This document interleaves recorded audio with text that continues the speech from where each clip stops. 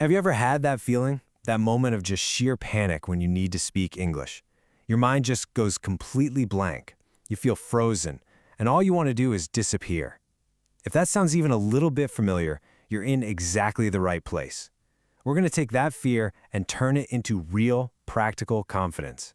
So let's jump right in. Does this question hit home for you? You've practiced, right?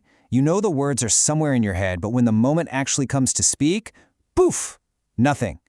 It is such a frustrating feeling, and let me tell you, you are so not alone in this.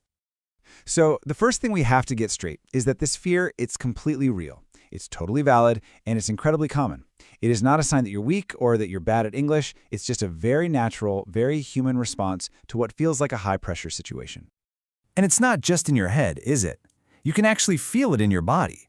Your heart starts pounding, all that grammar you just reviewed completely vanishes, and this intense fear of being judged just takes over everything. And suddenly, staying silent feels like the only safe option. Well, that's the cycle we're here to break today. Okay, now, this next idea, this might just be the most important thing you hear. We tend to think of confidence as some kind of personality trait, something you're either born with or you're not. But that is just not true. Confidence is a skill. And like any other skill, it can be learned, it can be practiced, and it can be mastered. And here's the kicker. Confidence isn't the starting line. It's the finish line. It is the result of taking action, not the thing you need before you can act. You don't wait around for confidence to show up before you speak. You build confidence by speaking. And this slide just lays it out perfectly. Look at that. On the left, that old mindset, I need confidence to speak, it traps you. You're just waiting for a feeling that might never come. But the new mindset on the right, I need to speak to build confidence. That puts you in the driver's seat. It's active, it's powerful, and it means every single word you speak is a building block. The muscle analogy is honestly perfect for this. You wouldn't walk into a gym and expect to lift the heaviest weight on day one, right? Of course not. Your speaking confidence is exactly the same. Every small conversation, every little question you ask, that's like one rep. It's going to feel a little tough at first, but with consistency, that muscle gets stronger and stronger. So how do we start building that muscle? Well, I'm going to give you your own personal toolkit. Inside, there are 4 simple, super practical strategies you can start using literally today. No complex theories, no boring grammar rules, just real, actionable steps to get you speaking. Here they are, the 4 tools in your kit. Start small, focus on connection, find your safe space, and celebrate every single win. When you put them together, these create this amazing loop that just builds momentum.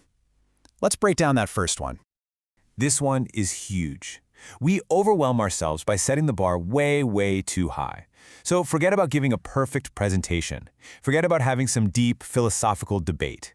Your mission, should you choose to accept it, is way simpler. Just use 1 or 2 English words in a really low-stakes situation. Ordering a coffee, buying a train ticket. These are your new training grounds. Okay, this is a massive mental unlock. Let's be real. What's the whole point of language? It isn't to be perfect. It's to connect with another human being. Did they understand what you were trying to say? Awesome. That is a win. I promise you, nobody is judging your accent or your grammar nearly as harshly as you are. So shift your focus away from self-criticism and onto simple, successful communication.